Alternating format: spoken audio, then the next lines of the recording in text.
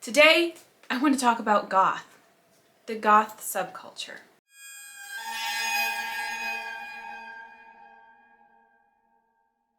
You might be thinking, Katie, why would you be talking about goth?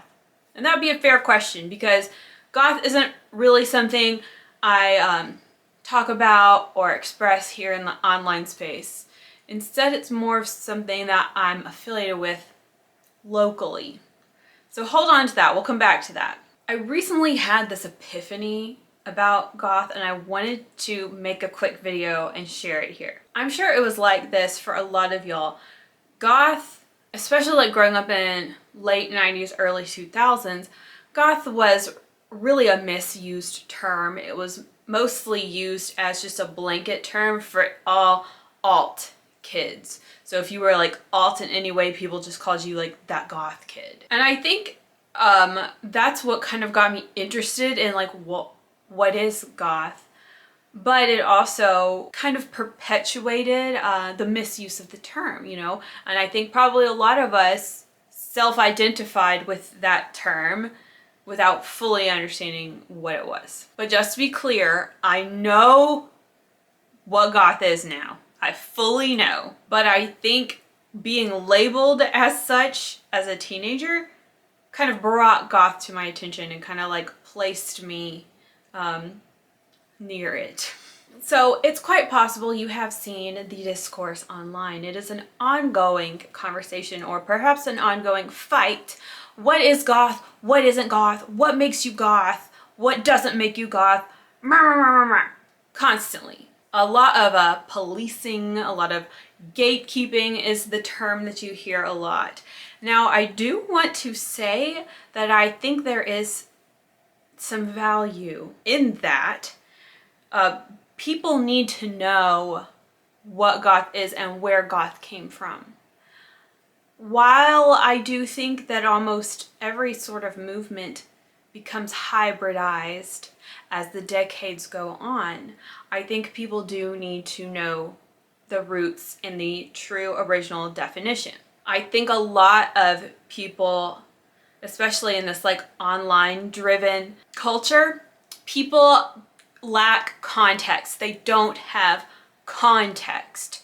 They just like they like the representation of a movement or an idea without like going within, like without going beneath the surface to learn what's actually behind it. That's something that like the lack of context that people have, not that it's the younger generation's fault, but a lot of the younger generation, it's like they're getting spoon-fed answers without having had to solve the problems, if that makes sense. Like I'm thinking about like math as a metaphor.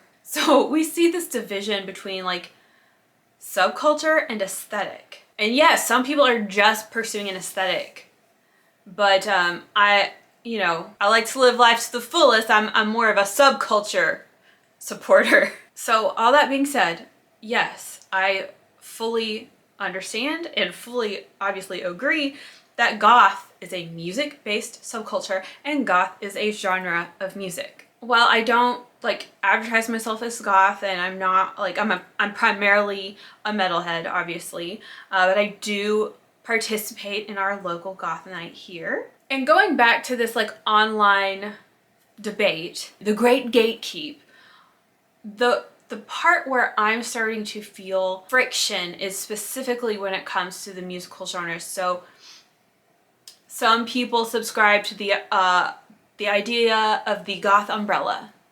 So, you know, there's goth music and then there's all these other sort of adjacent genres that fall under the goth umbrella, meaning they are acceptable or complementary to goth. And what's starting to annoy me and like why I just left the goth subreddit is like people are kind of policing within the umbrella. And I think that causes a lot of confusion because I'm like, do I even listen to any goth music at all? I thought I was listening to goth adjacent music such as synth pop, but I saw some post on Reddit that was like, VMV Nation is not goth. it's future pop.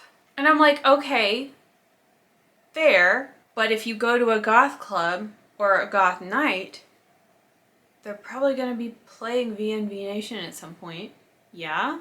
I'm getting kind of sick of that. I mean, sure, maybe it's true that VNV Nation isn't goth genre, but what are you saying? That goths don't listen to VNV Nation? Like, what are you saying? It reminds me of the time I went and saw Mr. Kitty several years back, and I was telling a internet goth friend, they live far away, that I was going to see Mr. Kitty, and I was really excited, and they're like, ew, that's like the farthest thing from goth. They like really, really poo-pooed on Mr. Kitty. And I was thinking to myself like, well, yeah, I guess maybe he's not goth, but you know, he does have this kind of like new twist to his sound, but I just felt like at the core of it, I felt like it was pretty goth umbrella. So my friend really condemned Mr. Kitty and the fact that I was going at all. But they live in a different country also. So here is my epiphany.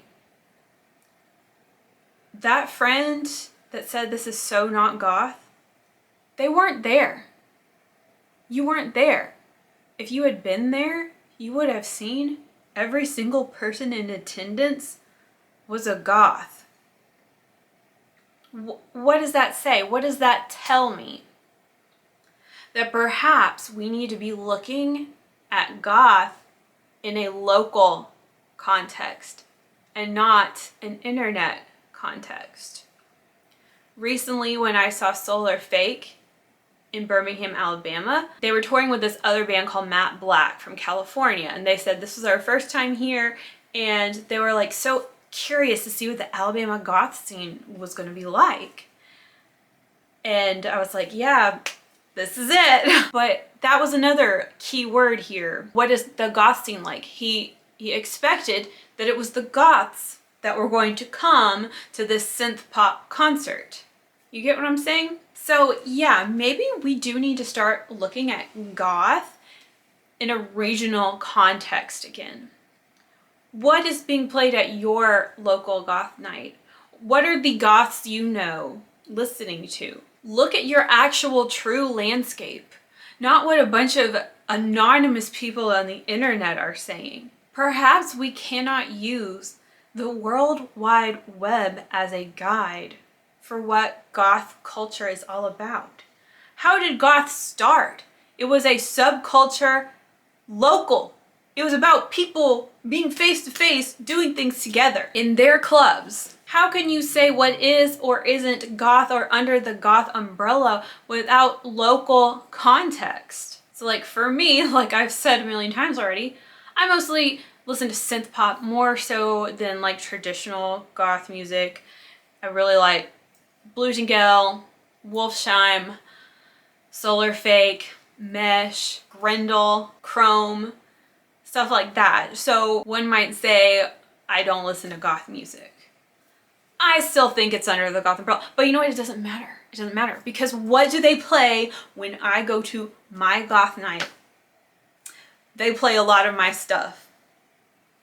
So therefore, I belong there. You know what I'm saying? Like, I'm digging it. Other people are digging it. They play a wide variety, but a lot of those songs are songs that I resonate with. Perhaps the reason I don't claim goth is because it's not worth the fight. But where is this fight, my friends? Online? Online isn't real. Who cares if that random person says you're a goth or not? Go to your goth night. If you don't have one, figure out how to get one started. Maybe we should stop looking at this on a macro scale and instead go back to the micro. Go back to what's physically around you and then discover for yourself what is goth. But make sure you know your roots. Those are my thoughts. Hopefully I got them out appropriately. Let me know what you think. Have you ever thought about the goth landscape in real life versus online, or have you ever felt unwelcome by internet goths? Any thoughts about modern day goth, or even what you've been listening to? Let me know. All right, see you next time.